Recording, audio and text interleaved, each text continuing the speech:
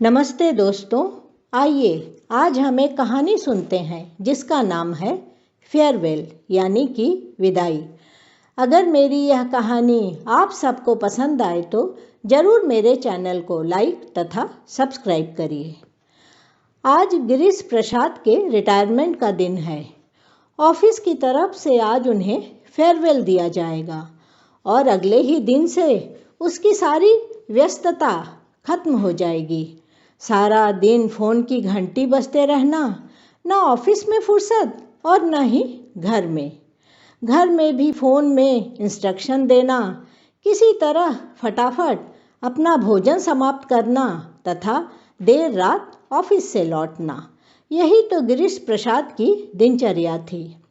आज वह बड़े ही शांत तथा इत्मीनान से अपने बड़े से चेंबर में बैठा हुआ था। उसने अपने चेंबर के चारों तरफ नज़र दौड़ाई।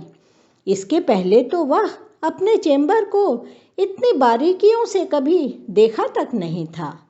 तभी उसकी नज़र पड़ी दरवाजे पे लगी बोर्ड पर, जिस पर लिखा हुआ था गिरीश प्रसाद, उच्च अधिकारी, भारतीय रेल। अब उसकी नज़र अपनी घड़ी पर पड़ी।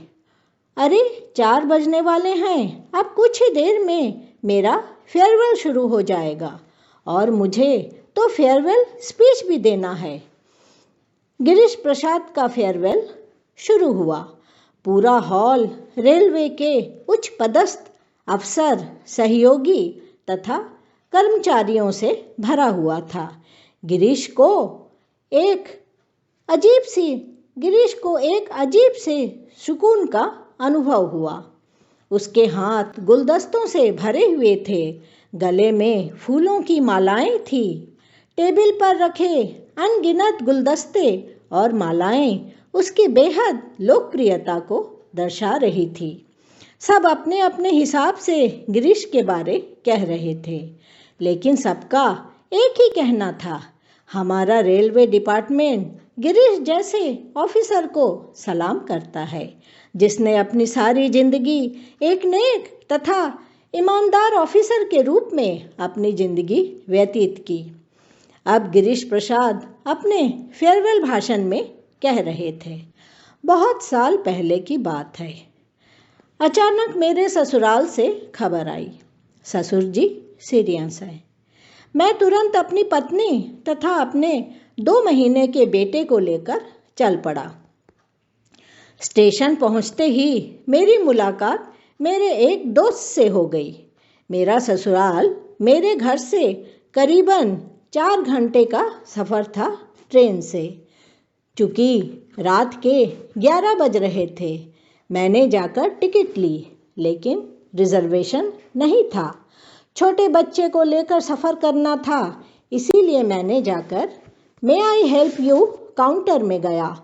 वहाँ पर एक रेलवे अधिकारी बैठे हुए थे। मैंने उनसे अपनी ट्रेन तथा टिकट नंबर देकर पूछा, इस टिकट पर क्या रिजर्वेशन हो सकती है? उन्होंने मुझसे कहा, रिजर्वेशन तो हो जाएगी, पर तुम्हें एक्स्ट्रा पैसे देने होंगे, फ्री में कुछ नहीं होता है। मैं उनके आगे गिड़गिड़ाया, अपने 2 महीने के बेटे की दुहाई दी, लेकिन उन पर कोई असर नहीं हुआ। तब मैंने गुस्से में आकर कहा, आप घूस की बातें कर रहे हैं, मैं आपके नाम कंप्लेन करूँगा। उसने भी बड़े ऐंठन से कहा, जाओ जाओ, जहाँ जाना है जाओ। स्टेशन पर ही कंप्लेन बुक था। मैंने जाकर उस अधिकारी के नाम कंप्लेन कर डाला तथा मेरा दोस्त विटनेस में साइन कर डाला। हम काफ़ी दिक्कतों को सहन करते हुए अपने गंतव्य स्थल पर पहुँचे। बात आई गई हो गई। करीबन 2 महीने बाद मेरे नाम रेलवे से एक सूचना आई कि आपने जो कंप्लेन किया था उसकी इंक्वायरी है कल। मैं सही वक्त पर स्टेशन पहुंचा। मैंने देखा रेलवे के एक उच्च पदस्थ अधिकारी मेरे सामने बैठे हैं और मेरे बगल में वही अधिकारी बैठे हैं जिनके नाम मैंने कंप्लेन किया था।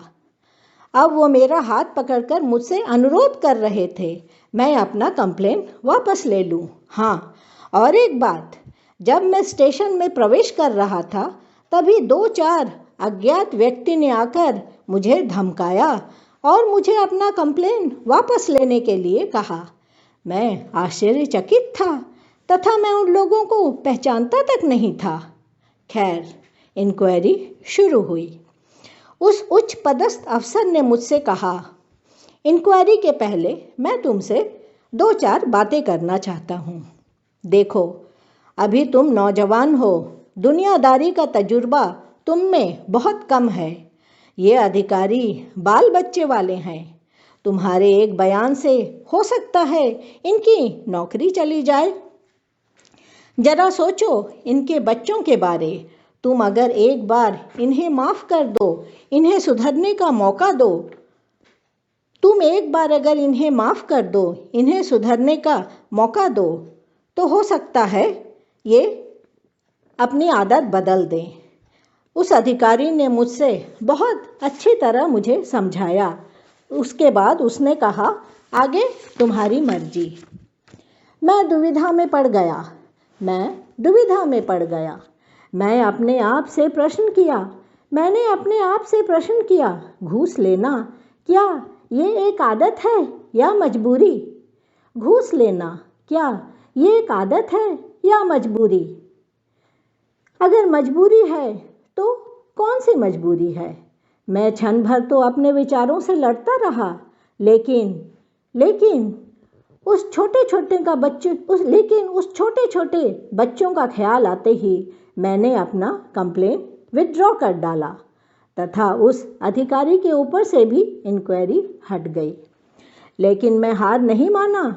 उसी क्षण मैंने अपने आप से एक प्रतिज्ञा की, मैं जहाँ तक संभव होगा मैं इस भ्रष्टाचार को खत्म करने में मुझसे जितना भी होगा मैं अपना योगदान दूंगा।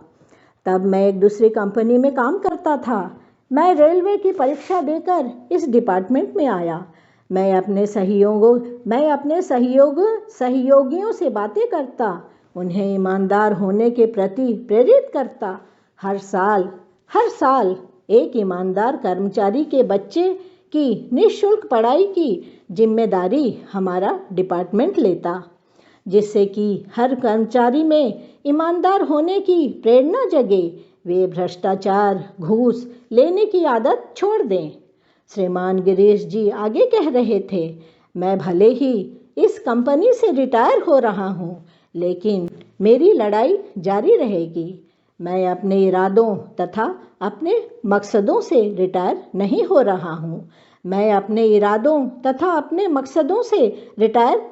रहा हूँ। कल से मेरी एक और लड़ाई शुरू होगी। मैं अपने आसपास इधर उधर हो रहे भ्रष्टाचार, अन्याय को रोकने की कोशिश करूंगा।